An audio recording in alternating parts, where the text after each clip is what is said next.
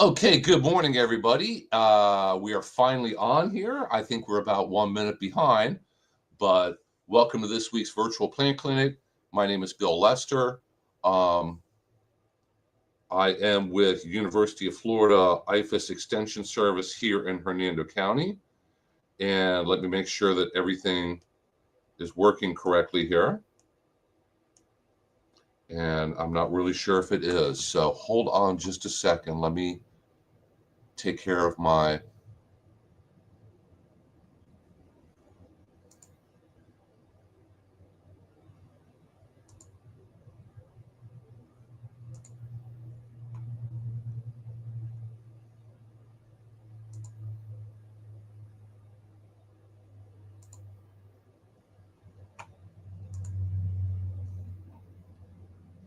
Okay, good morning. I think now we're live. So we are just having all kinds of problems this morning. Once again, my name is Bill Lester. I'm with University of Florida Extension Service here in Hernando County. And welcome to this week's virtual plant clinic.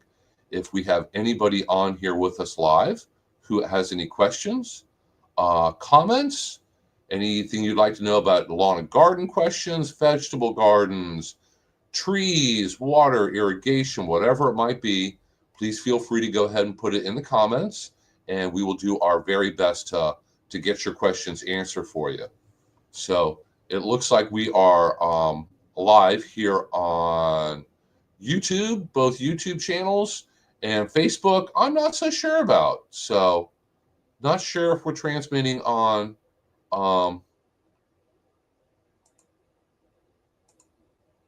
Facebook. So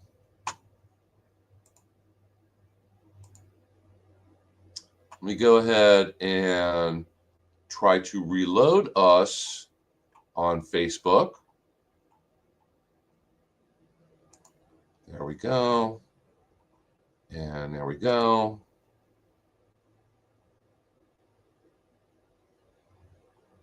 And it's spinning.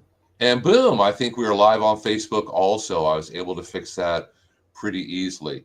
So if any of you have any questions, please go ahead and put them in the comments. I don't see Bernie on here, so let me try inviting him yet again.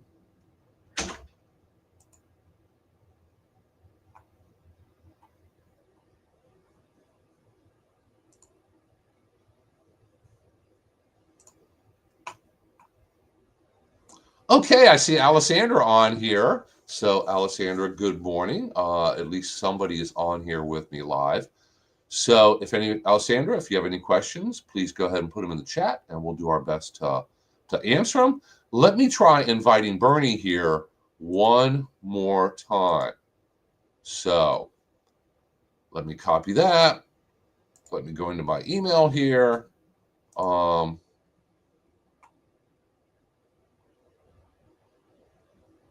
And it looks like Colby will not be here with us being able to answer questions, but let me go ahead and invite Bernie one last time.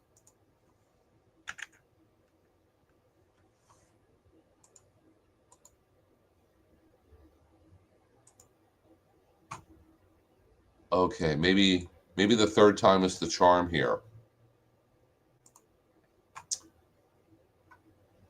So Alessandra says she has somebody coming to pick up her figs. We just recently had a class on growing figs in Central Florida. And as a part of that class, we were able to offer 3 small fig plants. I don't have any in my office with me, but it turned out to be a really great class. It was pre-registration. We did have a charge for the class, so we had the class just the other day. But we have classes all the time. And the best way for you to follow us and to find out what we're doing and when we're doing it, and if it's free or if we're charging for it, is to follow us on Facebook. So let me go ahead and show our there we go.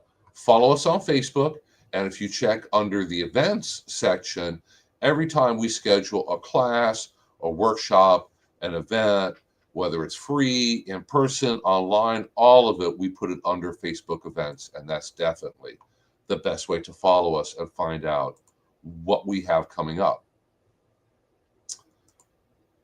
So, Bill, good morning. How are you? Hopefully you're keeping warm today. My computer says it's about 52 here in Brooksville, so it's getting warmer.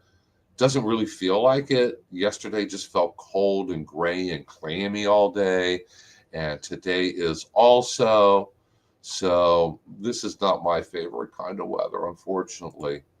But you know what kind of plants do really enjoy this weather is any kind of fruit trees, temperate fruits, peaches, plums, nectarines, blueberries, blackberries, all the different fruits that need chill hours every winter. And these fruits, they need a certain number of hours, and it all depends on the variety, how many hours it needs, of whether that's 45 degrees or colder. And we have gotten many, many, many hours of that kind of weather here in Hernando County so far this winter. And this is only middle of January. Remember, we get a lot of our coldest weather in February here. Usually, it varies quite a bit. So if you have any of those different kinds of fruiting crops in your yard, you will probably have a bumper spring and bumper year this year with them. All right. What did you do different? Yay. Okay, look who's here. It's Bernie. So Teresa came in. Teresa, our part-time IT person, who I could not make it through the day without, got Bernie online. Morning, Bernie. How you doing? Well, I'm better now. It's okay. Weird. We had to shut everything down and start over. Hey, that happens. And now my phone's ringing off the hook, and my office phone was ringing earlier. So it is one of those mornings, I think. So Bernie is here with me. Let's see. Colby did email me.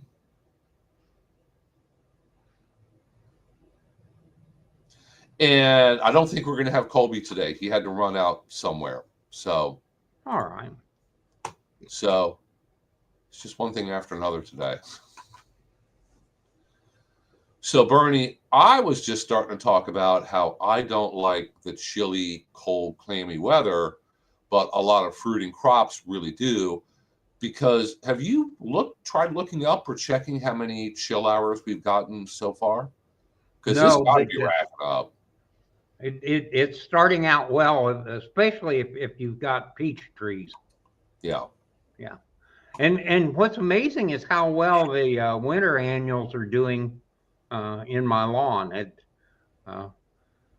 The front yard looks pretty good, but the backyard has got things growing that are a foot tall. I need to mow, and that kind of surprised me. So I'll probably be doing that. If it isn't raining this weekend, I'll be mowing. I haven't had to mow in forever, and I still really don't have to. Yeah. I'm going to need one or two more decent rains before it forces me to cut it. Yeah. We got a new book, a guide to micro irrigation for Central Florida. Mm-hmm. And the nice part about micro irrigation is if you put it in, one, you can do it yourself. It's fairly simple. Yeah. And second, you can take care of watering your landscape plants, even though you can't water the grass.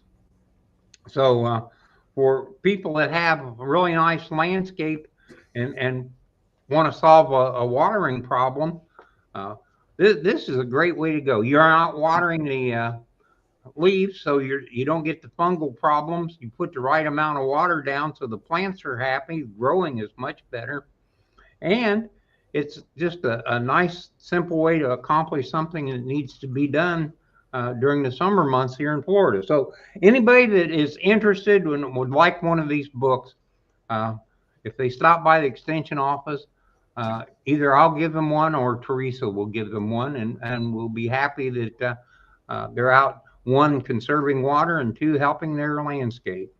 There you go. We do have a question here from Bassem. How many chill hours do olive trees need? I would think that really depends on the exact variety of olives you're growing, because I know that there are hundreds of varieties of olives, and they've actually tested a lot of them right here in Florida to see which ones are going to do well here and which ones just are not going to do well, at least in Central Florida. They may do well in other states in the U.S., but not here in Central Florida. I don't know. How many shell hours do olive trees need? I'm not sure that that's a major concern with olives, is it? No, let me try looking. I know that if you have the right variety of tree, even if you don't get a lot of olives, God, they're a beautiful tree. They're really, really pretty. So they're a great landscaping tree also.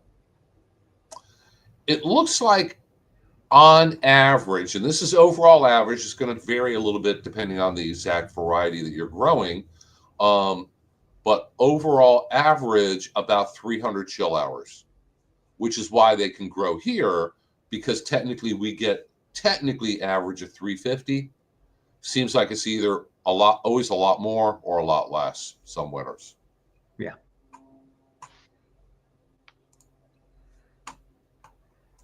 You know, those 10-year averages are very, very misleading. So yeah, I was surprised when they changed our district from 9A to 9B because of the multi-year average, and very few years are we actually 9B, I think. So yeah, and keep in mind that's just based on the average low temperature. It seems like we almost are never average during the winter. It's either unusually warm or unusually cold. yeah, and it turns out that plants that are rated to grow zone 8 to zone 10 really do well here. So we tend to get these zone 8 winters, and we tend to get zone 10 summers. So yeah, obviously some plants are much more tolerant of wide swings in temperatures, other trees not so much. So, if people think that because they changed the zones and, some years we have relatively warm winters, it's not like you can all of a sudden start planting jackfruit in your backyard up here. Not going to work well. Yeah, plumeria probably isn't going to survive in your backyard here. So no, and I noticed some people that leave the plants outside. I mean, they're going to look terrible. As long as they don't freeze to the ground, they're going to come back. Best thing to do is cut them down, take sticks basically off of them, put them in your garage, save them for spring, plant them then, they'll grow back. Yeah. And the kind of reddish Hawaiian Thai or tea plants, I've already noticed a few people that have them in their yards, and they look awful. It does not have to get anywhere near freezing for them to start to be unhappy and look bad. And they're not all dead, because for some weird reason, we've got a lot of cold mornings at my house, a lot of days where it's been cold. And I swear, I think it only gets down to 33 in my yard and then warms back up. Cold enough to make things unhappy, not so cold to make them all completely dead. Yeah, it's kind of. I like those Thai plants. Those things do very, very well. So many of these things get planted in pots the first time, and then people find out that a 10-gallon pot full of dirt and a little water and a plant is now beyond their capability of moving it. So it does become a problem. And some people will think, because you can go to stores now and you can get 10-gallon, 20-gallon, you can get attractive decorative pots even larger than that. You can get the half whiskey barrels.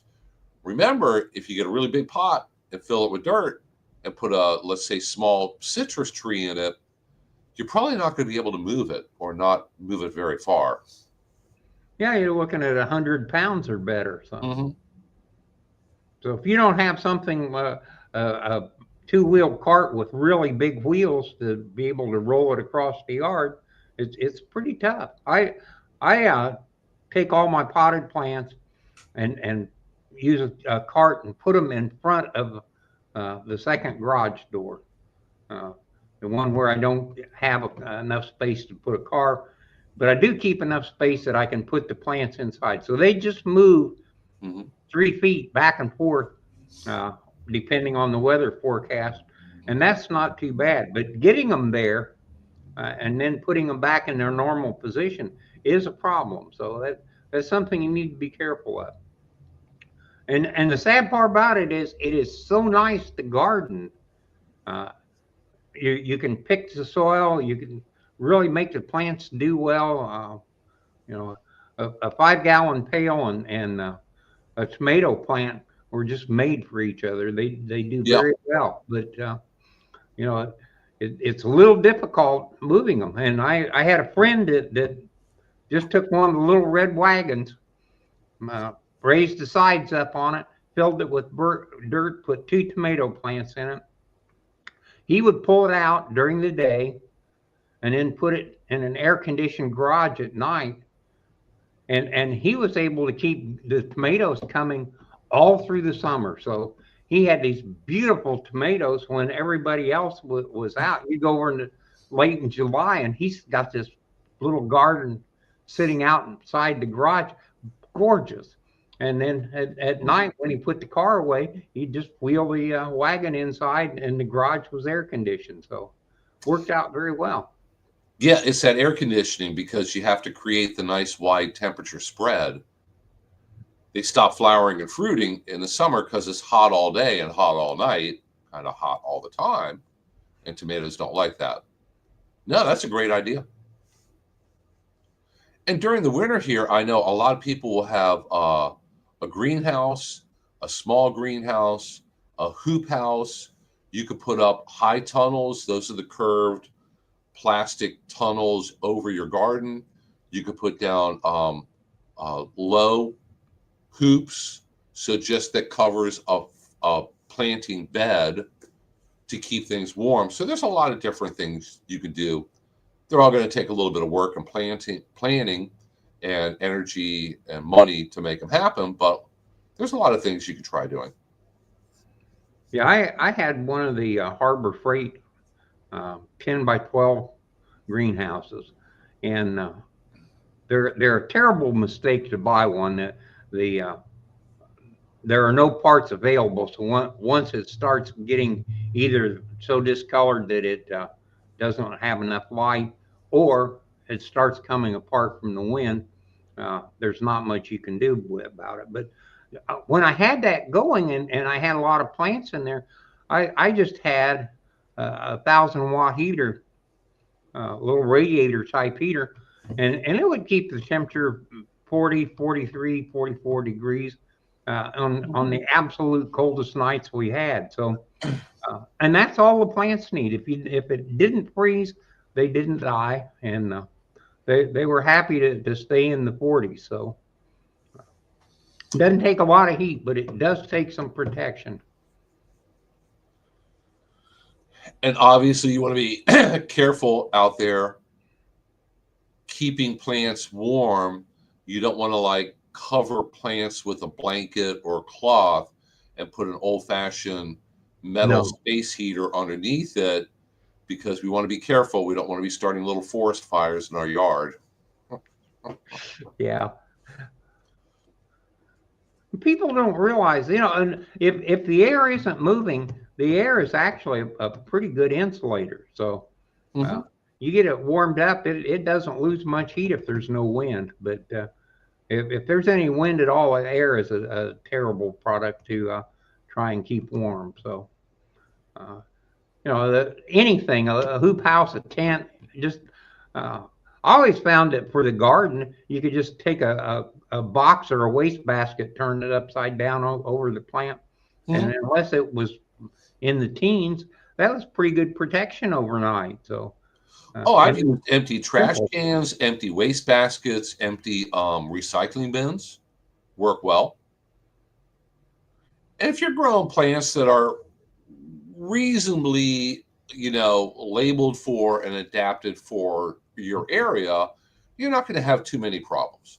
If you want to be a creative gardener and start growing South Florida tropical fruits, you need to know in advance, I'm going to have to do something about keeping this guy warm in the winter because I know it's going to get cold enough where it's going to be really unhappy and start to be damaged. Some of those fruits, it does not have to hit 32. If it's below 40 or 45, it'll start to show some damage. So you need to have a plan in place in advance.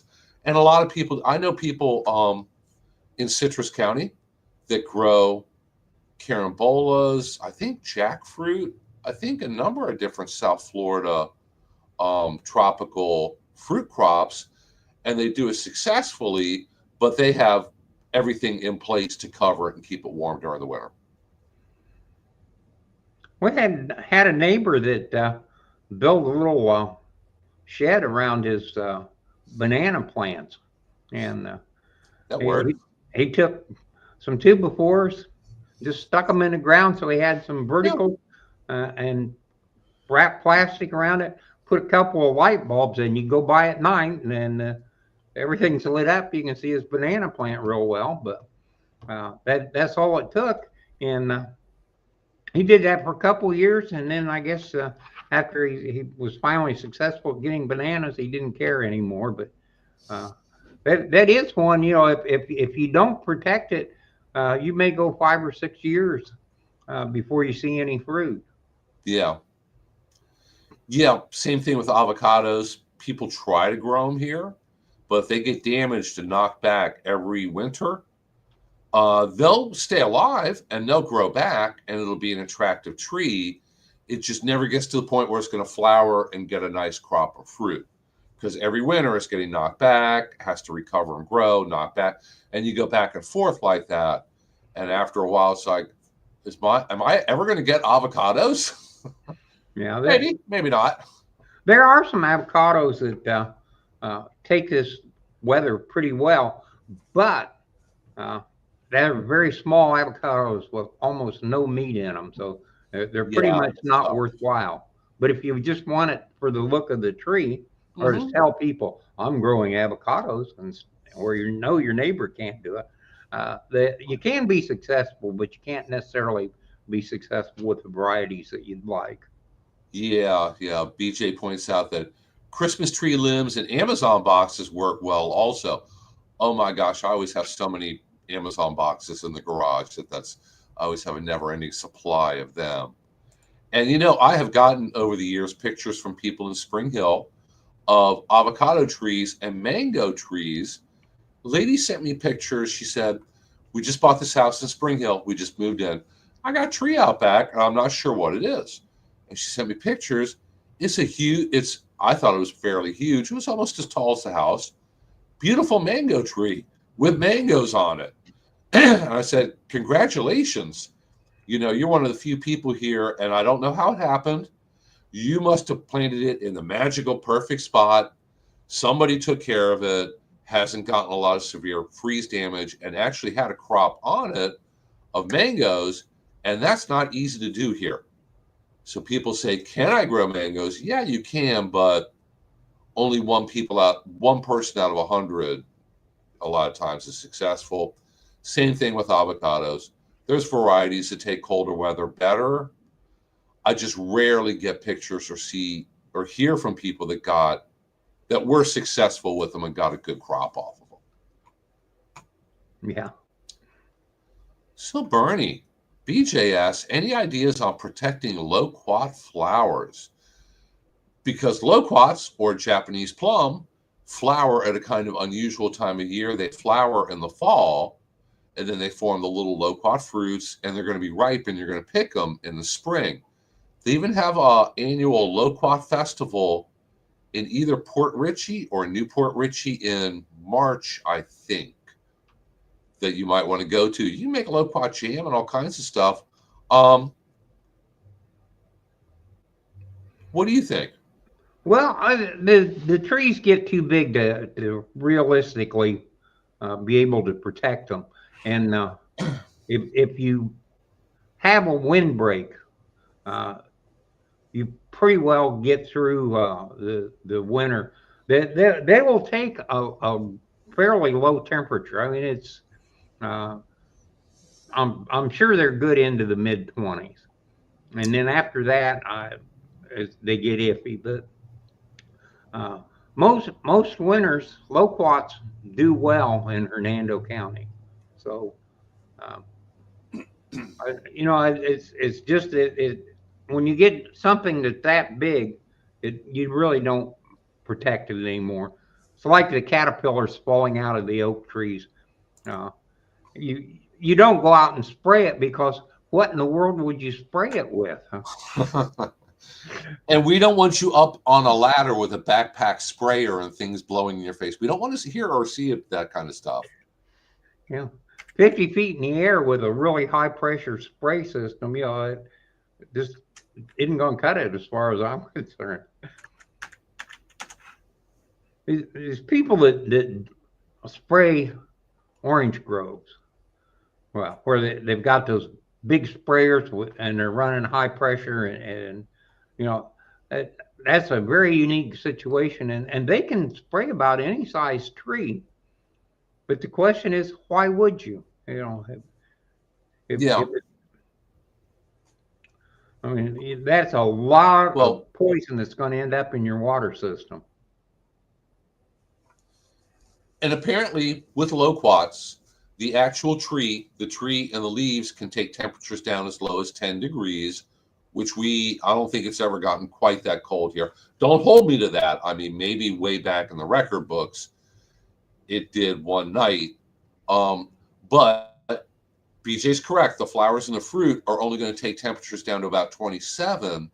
And that's kind of the magical temperature that almost all winters it's really not going to get down to 27 or below that. Even if it's like I said, this winter in my yard, it keeps hitting and bumping 33, 32. I haven't gotten down in the 20s. If we do have a winter where it's just unusually cold, happens every 20, 30 years. A few weeks ago, they were predicting temperatures as low as 20 degrees in Tampa. That's really unusual. If that happens, all bets are off. Things are going to freeze and die that you've never seen freeze and die before. You may have a queen palm that's dead the next day. You may have loquats that year loses its flowers and its fruits. That's really unusual and kind of like all bets are off. We're going to see unusual things like, oh my gosh, I've never seen one of those freeze and die before. I guess it's possible if it just gets cold enough. Yeah. Bernie, we got a question here for you since you brought up micro irrigation. Bill has had problems with something biting tiny holes in the half-inch supply line, and I know that can happen. What kind of critters other than squirrels would do that? You can have, I have a PowerPoint presentation with a picture of a rabbit chewing on a line. And I would assume that mice and rats, because they chew on darn near everything, could do it also. And I believe that why they do it is they're trying to get to water sitting in the line. So they're not going to get much water. And mice and rats may just do it to be nasty little animals. So that's possible. That's a problem. That's why with micro irrigation, you need to check your system on a regular basis. Little water lines get plugged up with just a little bit of dirt or a little bit of a leaf very easily. Sprinkler heads get plugged up. Things get knocked around. Hoses get something chewing through them. Really, the only way you could tell if you have not seen an animal doing it, get a trail cam and try setting that up and see what you see what's visiting your yard in the middle of the night. It may surprise you, but my guess is mice, rats, rabbits, or squirrels, and probably looking for water.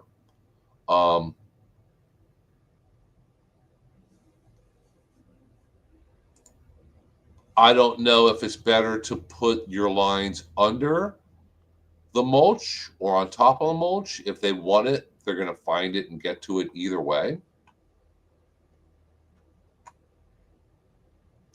They're smart little animals, so if they're really thirsty and they want to find water, they're going to figure out that it's in those lines. I know animals looking for water can be an issue when the weather is really dry, especially here in the spring. I've lost my first tomatoes in the spring many times to birds just pecking away at them. And the birds don't really eat the tomatoes or fly away with them. They don't finish the whole thing. They're thirsty. And what are tomatoes filled with? Tomato juice. So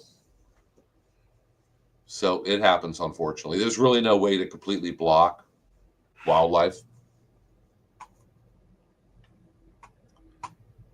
So, guys, I think there may be some attraction in the plastic also, Bill. There's a lot of times when critters will eat certain kinds of plastic, and I think there's something that is an attractant in the plastic. So I think so, because people will get rats in car engines, and they're not particularly looking for water, but they do chew up hoses, lines, things like that. yeah.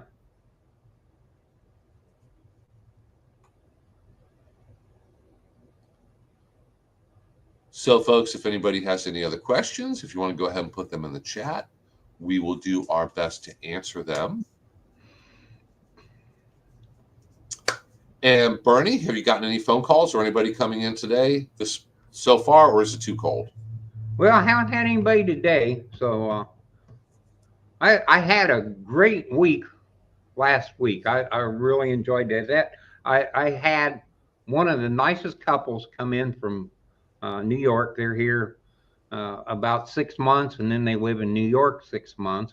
Mm-hmm. And they were having the typical lawn problems and the typical landscape problems, and nobody had ever explained anything. So we ended up, we talked for about an hour and a half. They made a lot of notes, and you know, if you move to Florida and you've lived north of the Mason-Dixon line and you want to garden, I mean, everything you know about gardening, you just throw that away and you start out, because one, the soil type is so totally different.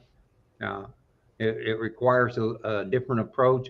And two, the timing, which is actually the most important thing, is so different. You know, we're picking things about the time they're planting things. So, so explain that, and we'll give them copies of the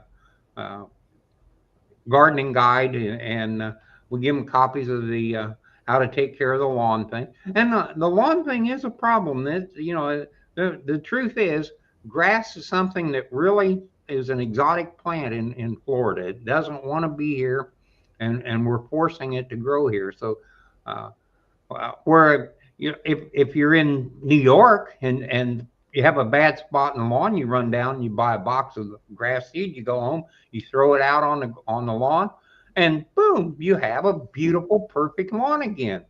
And here, if you have problems, if you don't take care of them, the whole lawn goes away right in front of your eyes. So, and one of the things that hurt them was that they happened to have their times when they're here and the times when they're in New York just offset in the worst possible situation for both. So they missed the time frame when they need to do things here, and they were missing the time frame when they needed to do things in New York. So I think when we finished discussion, they were going to switch, move their time like maybe a month, so they could pick up some of the things. And so, you know, I really wish that more people that move here would just come in for a discussion. You know, and the same time, you know, anybody that's a new homeowner, first thing they probably ought to do is get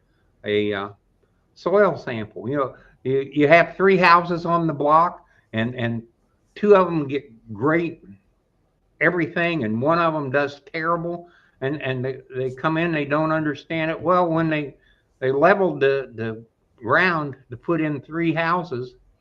2 houses got all the topsoil. 1 house got all the junk. So the construction trash, the bottom soil, there's nothing really there. The pH is terrible to grow anything, and that poor guy is going to have to do some things. And if you don't know what the pH is, uh, it's going to affect things forever. And the pH changes so slowly that for most people, whatever it measures now is pretty much what it's going to be for their lifetime.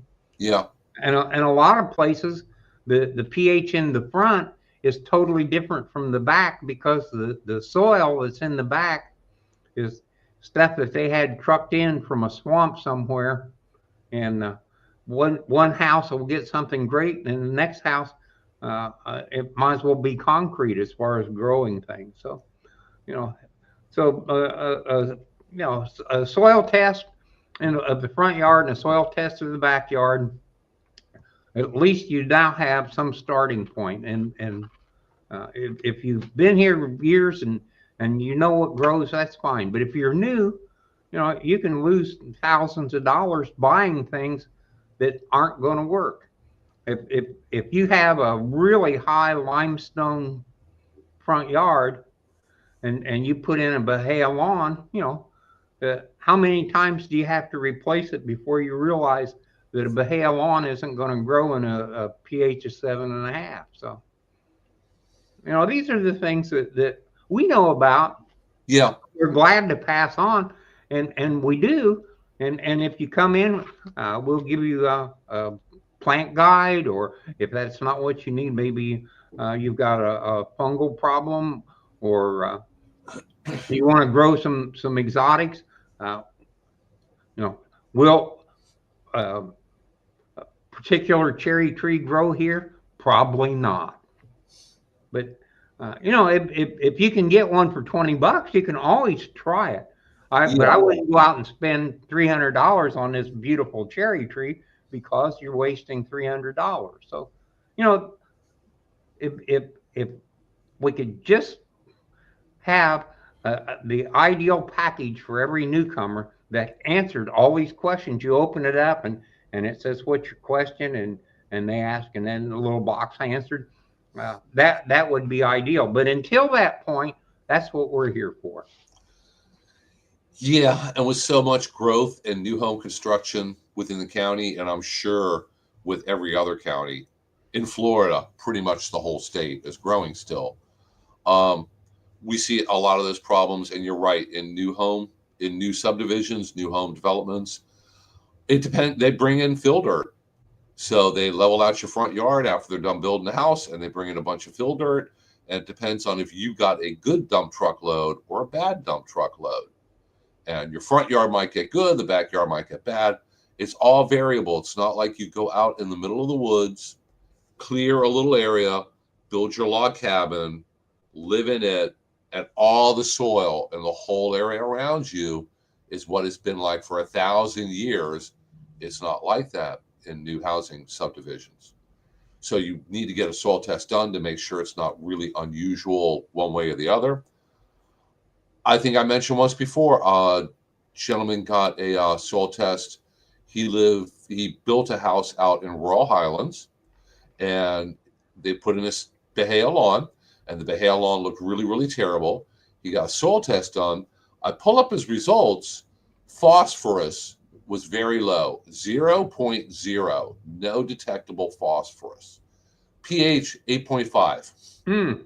I said, where did you get the soil from? He said the builder took it from like a borrow pit behind the house, kind of out in the woods. I said, oh, well, it's not great soil for growing lawn in.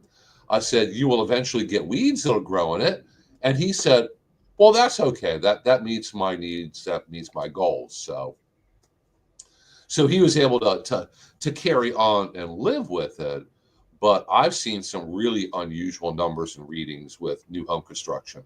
And like I said, I don't know where they get some of that fill dirt from, like the middle of the earth or something, but it is not ideal for growing, let's say, St. Augustine grass in.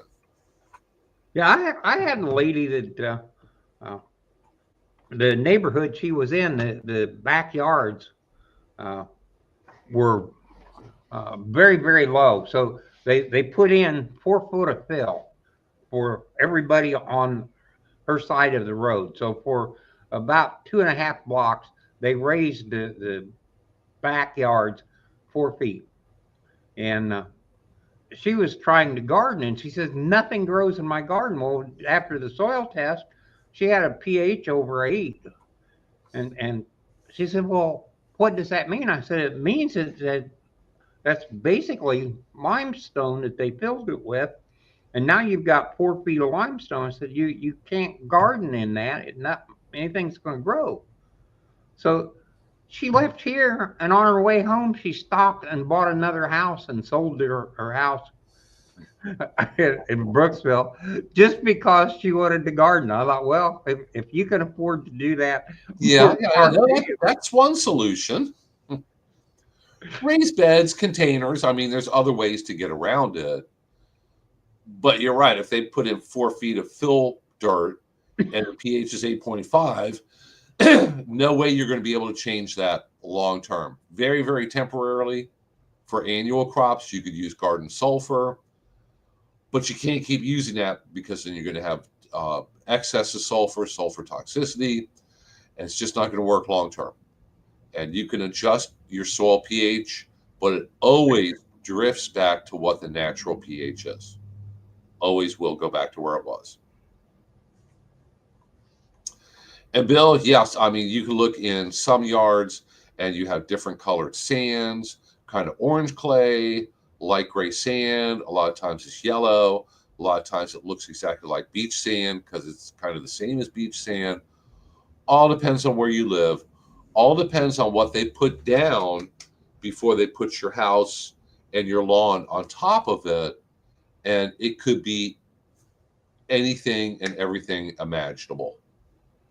Yeah, the one thing that you can do that does help is to mix in compost, and compost is like the most magnificent additive you can put in the soil. It's better than fertilizer. It's better than anything else because one, it is nothing but plant material, and it's the part that plants want to make more plants. So you're starting out with the things that the plants need. It already has the microbes in it to make those things available to the plants. Uh, it helps with the electric action in the soil as far as retaining moisture and uh, not losing everything leaching out as quick. So that is the product to add. So if you turn it into the top 6 inches of soil, unfortunately it only lasts a couple of years, but at least it can get you started. And if you really can't garden because the soil is terrible, that's the one amendment to the soil that pretty much works no matter what kind of soil you have. So. Yeah, compost pretty much always helps. If you have very sandy soil, if you have a lot of clay, it almost always helps. So if you're watching a recording of today's session and you need some help also, and you have a question, something, gosh, yesterday I got a tree question. Seems like I always get long questions. There's my email. Please feel free to shoot me an email. Send me pictures, lots and lots of pictures, because that really helps for me to get an idea of what's going on, what plant we're talking about. A lot of times I can kind of figure out from the picture exactly what your problem is. If you would like to contact Bernie, there is the phone number for our office. If you call today, most likely Teresa will answer and she'll patch you through to Bernie. And Bernie's more than happy to help you out over the phone and help answer your questions. Bernie's always here on Thursdays. And like I said much earlier, if you want to know what we have going on and coming up, all of our classes, workshops, in-person events, we put all of it on Facebook. If you go to our Facebook page and look under events, it's going to be in there. Our Master Gardeners have a nursery. There is the address. They are there Wednesdays and Saturday mornings from 8:30 in the morning until noon. Weather permitting. They had to close once or twice so far this winter because it was just too cold. And of course, if it's supposed to pour rain all day, they're going to close also. But if the weather's nice, they're there Wednesday and Saturday. They have a fantastic variety of native plants that are going to do well in Central Florida, this area, and Florida-friendly plants. If you would like to watch any of our past classes, we recorded them, and we put them on the Hernando County government's YouTube channel. And if you go there, if you just go to YouTube and find the little search box up at the very top, put in Hernando County government, boom, you're going to go right there. I have a playlist for extension. There's a playlist for Florida-friendly landscaping, and our previous Florida-friendly landscape coordinator, Lily Browning, has over 100 recorded classes on there. Each one's about an hour long. So that would take 4 days, plus or minus, to watch all of them back to back. That's kind of scary, isn't it? 4 days. So she covers obviously a lot of different topics. So if you're looking for more information, that is a great place to go looking for it. What else do we have? Colby Pitts is our current Hernando County Florida-friendly landscape coordinator, and he was not able to be with us today. So if you have a really, really difficult question and really blurry pictures, there's his email. Please send it to him. Just joking. You can send it to me. I might have to ask you nicely, can you take some more better pictures? But we can work that out. But if you have a question on Florida-friendly landscaping, there is Colby's email. And I think that's about it. That's about all I have. So if anybody has any last-minute comments, questions, anything else, let me look at my schedule, because things have been busy since we all came back after New Year's, and I don't know where I'm going to be tomorrow, let alone next Thursday. Yeah, Bernie, next Thursday, I hope Colby can be on here, because I can't be. I got to be in Sumter County for the day. So. Well, we got to have Colby, because somebody's got to have control, and I don't have it. We need to give Teresa control also. I think I could put somebody else in as an admin, and we'll teach Teresa how to open it. We need her on here live sometime, running the show, because like I said, I couldn't make it through the day. I couldn't do all this stuff without Teresa's help. So she's a huge help. But yeah, we should be back here again next Thursday. I'll have to double check with Colby later on today. We are normally here on Thursdays at 10 a.m. to answer all of your lawn and garden and tree and plant and fruit and water. And what else do we cover? Squirrel questions live. So remember that if you're watching us live, you could always email me a picture, and I can share the picture right here live, so we can all see the plant problem, the animal problem, whatever it is, and work our way through it. But other than that, I think we're going to wrap it up in a moment here, because, you know, Bernie, I got to leave in the not too distant future. I got to go teach a class for Hernando County's health department on composting today. Oh, so, before we go, question. Is the county currently charging for compost, or are they providing it to the residents for free? They are providing it to the residents for free. Man, if you have any need at all, you can't be free. So take your little pickup trucks and run up to the landfill and get some compost. They spent hours and hours and hours and a lot of money and time, and turned out some really good looking compost. So you'll love it. Here, let me see if I can share this graphic here real quick. I'll share this with Leanna. We need to start sharing this every week to help promote it. Where are we going? Let's see, share screen. And there we go.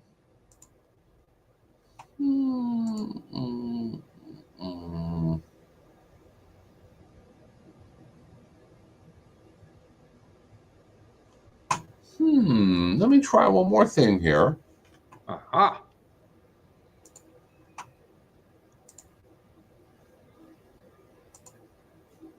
There we go. Boom, like magic. Oh, that's nice. So, if anybody, Hernando County residents, would like to pick up either free mulch or free compost, they are different things from the landfill, and there's their address. They're on Landfill Road. This is on the north side of the county, almost into Citrus County. There's the information. You can go Monday through Saturday. Try not to go right around lunchtime because they all go to lunch, so you might have to wait for a little bit. But you can go up there with in your car with some buckets, pickup truck, small trailer, whatever you want. They'll even help load it if you ask them nicely, and pick up either mulch or compost. They take the all the tree debris and yard waste, and if they grind it up, they'll give it to you as mulch, and you get what you get. Might have invasives, weed seeds, might be stinky, might have a ground up cup or can or whatever in it. You get what you get. But they're taking it now and making compost, and they do have a fairly steady supply of finished compost. So feel free to go up there and pick it up. There's no phone number on here. I'm going to have to find out from Leanna what the phone number is, and I don't have her email handy. So, but for everybody else, feel free to go up there and get your free either mulch or compost. And I think we got one last comment here. It looks like Teresa joined us here. So Teresa did put up a link for information on Florida olives, all about integrated pest management of olives. So Bassem, if you have olive trees, that's going to be a really good resource for you. And University of Florida has done a lot of research on all different components of growing olives. Is it profitable? Which varieties do well here? What kind of insect problems do they get? How much do you have to fertilize them? All those questions. They have a lot of publications on olives now, believe it or not. And I never really thought of olives like years ago as being something that you grow in Florida. I would have figured that Greek olives were the best, but no, we can grow Florida olives now. So, hey, guys, I think we're going to wrap it up here. So, Bernie, thank you so much for helping out today. And for anybody who has been on here since the very, very beginning this morning, sorry for the technical difficulties, but, guys, this stuff breaks. So at least we're able to work our way through it and still come and spend a little time with you this morning. So hopefully we'll be back here again next Thursday morning at 10 a.m. Somebody should be. And until then, guys, everybody take care, stay warm, and see you again next week. Bye, guys.